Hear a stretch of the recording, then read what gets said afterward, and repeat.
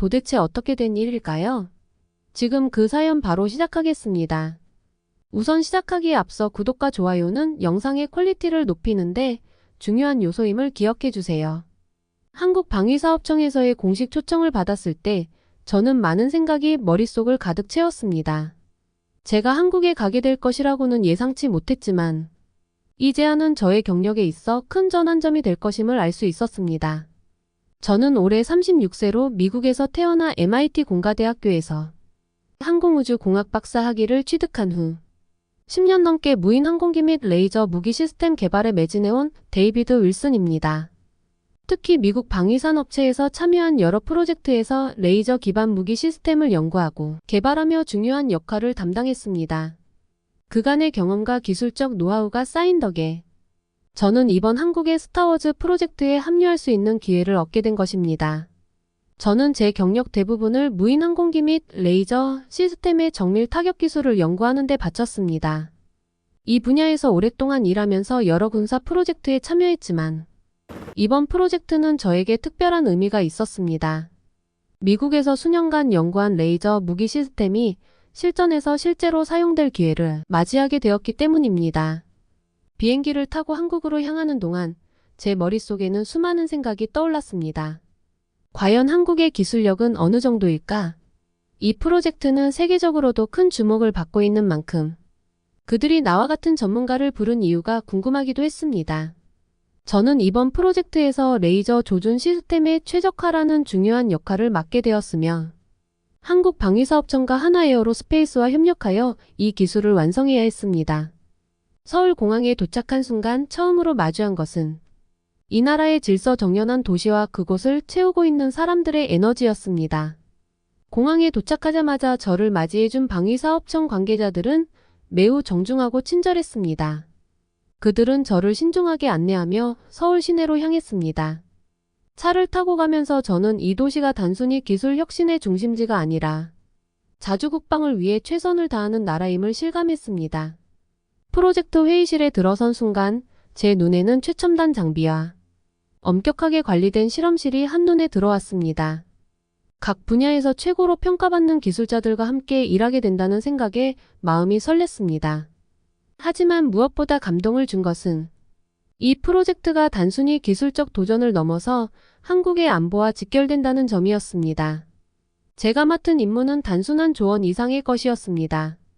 이곳에서 한국의 미래를 지키는 방패를 만드는 데 동참하게 된 것입니다. 처음 회의에서 만난 김선우 박사는 이 프로젝트의 리더였으며 그의 철저한 준비성과 리더십은 첫 대면에서부터 강하게 느껴졌습니다. 김 박사는 저에게 우리는 단순한 무기를 만드는 것이 아닙니다. 우리는 이 나라를 지키는 방패를 만드는 것입니다. 라고 말했습니다. 그의 말은 저에게 큰 울림을 주었고 제가 이 프로젝트에 참여한 이유를 더욱 명확하게 만들어 주었습니다. 한국에서의 첫 주는 생각보다 빨리 지나갔습니다. 매일매일 새로운 기술적 도전이 있었고 그때마다 한국팀과 함께 해결책을 찾기 위해 수많은 데이터 분석과 실시간 조정을 반복했습니다. 제가 맡은 레이저 조준 시스템은 매우 중요한 역할을 하고 있었기 때문에 모든 과정에서 정확성과 세심함이 요구되었습니다. 한 번은 레이저 무기의 출력 조정 문제로 인해 프로젝트가 잠시 중단된 적이 있었습니다. 이때 한국 기술자들은 한치의 흔들림 없이 그 문제를 분석하고 여러 번의 실험과 검증을 통해 해결책을 찾아냈습니다. 그들은 포기하지 않았고 끝까지 문제를 파고들어 해결하려는 그들의 끈기와 철저한 분석 능력은 저를 깊이 감동시켰습니다. 그들과 함께 문제를 해결해 나가는 과정에서 저 또한 이 팀의 일원이 되어가고 있다는 느낌이 들었습니다. 특히 인상적이었던 것은 한국팀의 협력 방식이었습니다.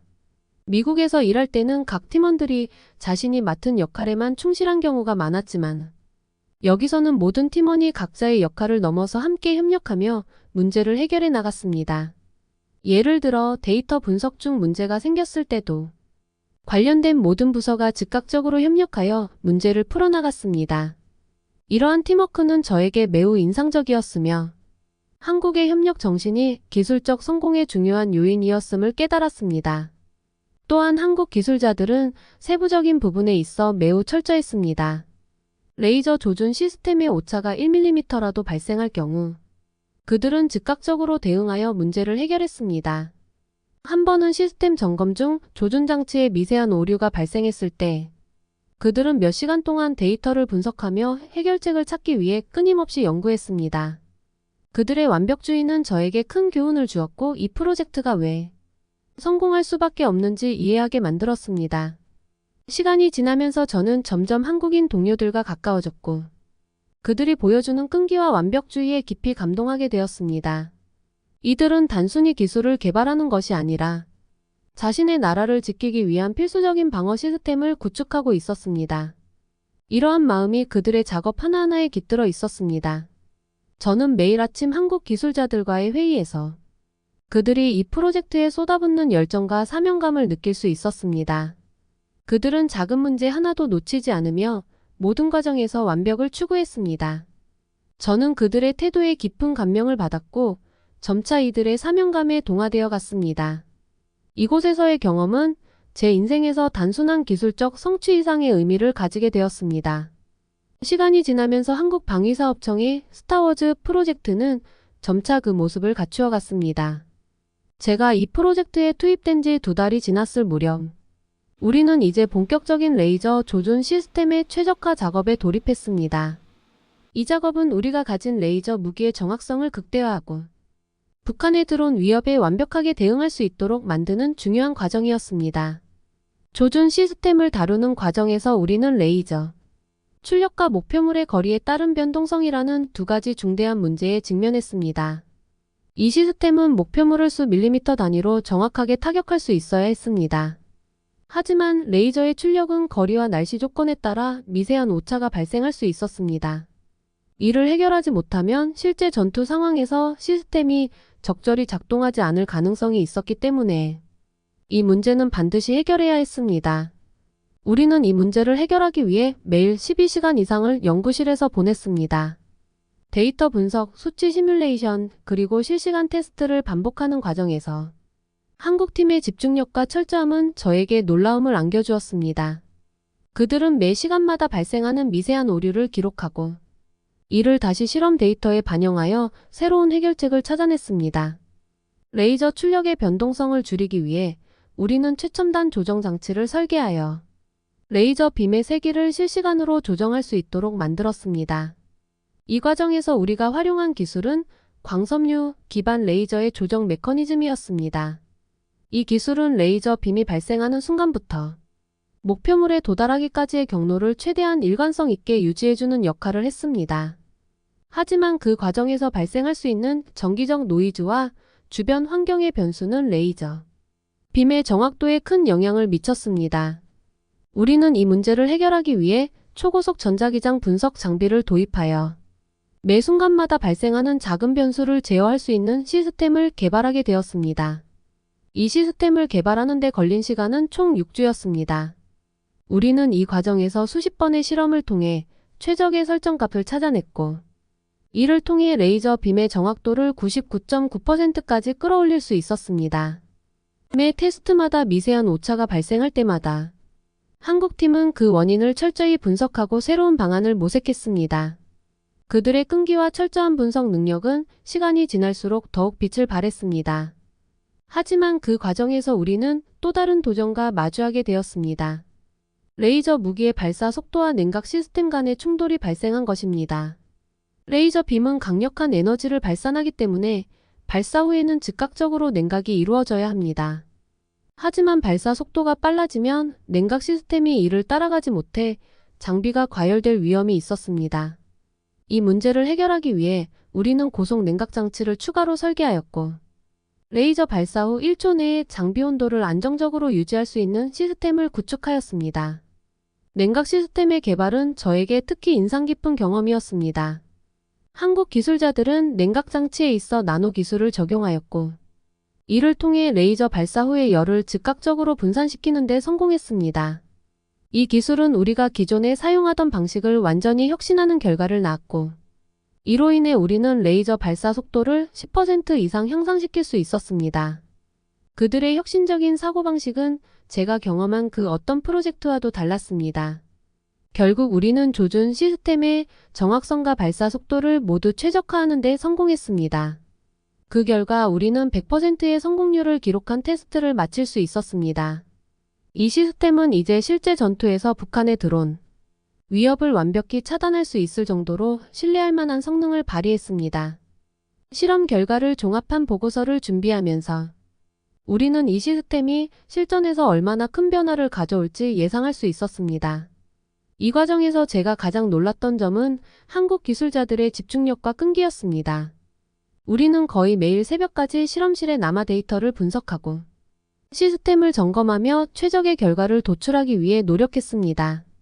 하지만 그들은 지친 기색 없이 매번 새로운 도전에 맞서 싸웠습니다. 매번 실험이 끝날 때마다 김 박사는 이렇게 말했습니다. 우리가 지켜야 할 것은 단지 기술이 아닙니다. 우리는 이 기술로 우리나라를 지킵니다. 그 말을 들을 때마다 저는 이 프로젝트가 단순한 기술 개발이 아니라는 점을 더욱 실감했습니다. 이곳에서의 경험은 단순히 직업적 성취를 넘어 국가를 지키는 사명감으로 연결된다는 것을 깨달았습니다.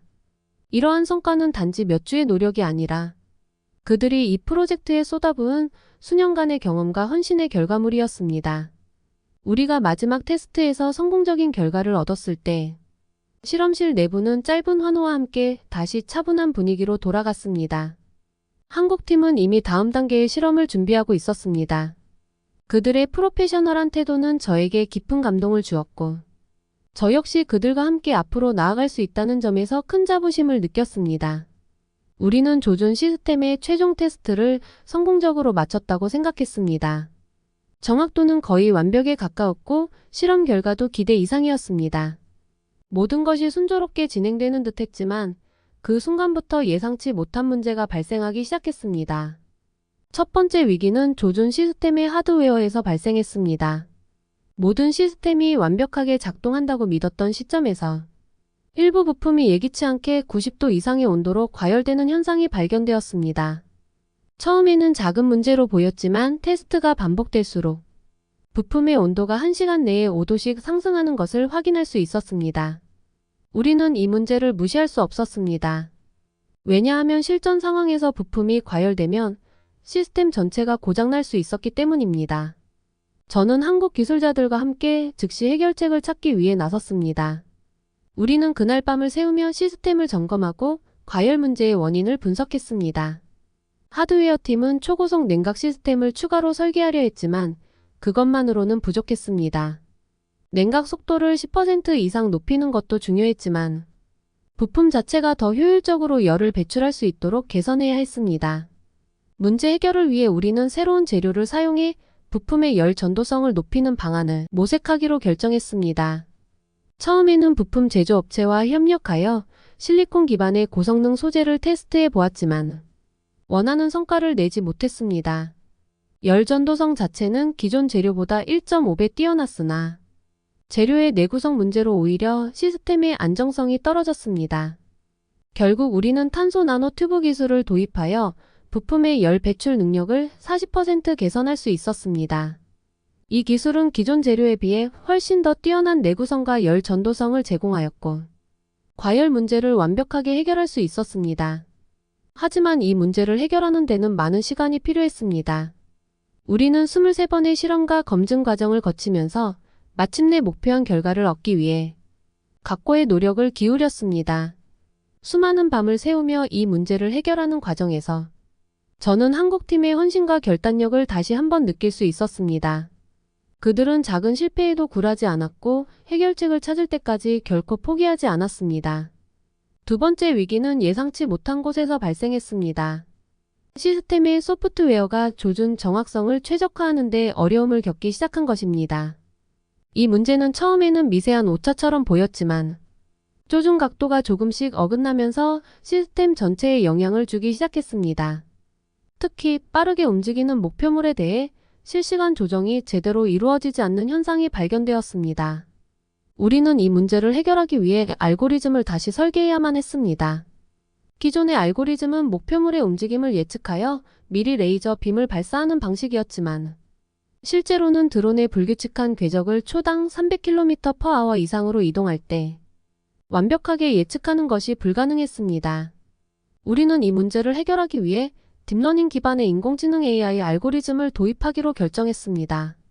새로운 알고리즘은 드론의 움직임 패턴을 학습하여 실시간으로 조준 각도를 조정할 수 있도록 설계되었습니다. 이 알고리즘을 개발하는 데는 많은 시간이 필요했습니다.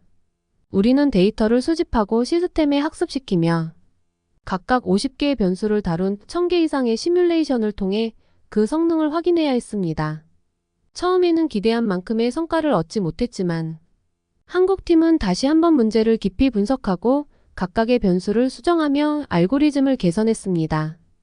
그 과정에서 우리는 실시간 조정 오차를 0.05% 이하로 줄이는 데 성공하였고, 마침내 목표물을 빠르고 정확하게 추적할 수 있는 완벽한 알고리즘을 개발할 수 있었습니다.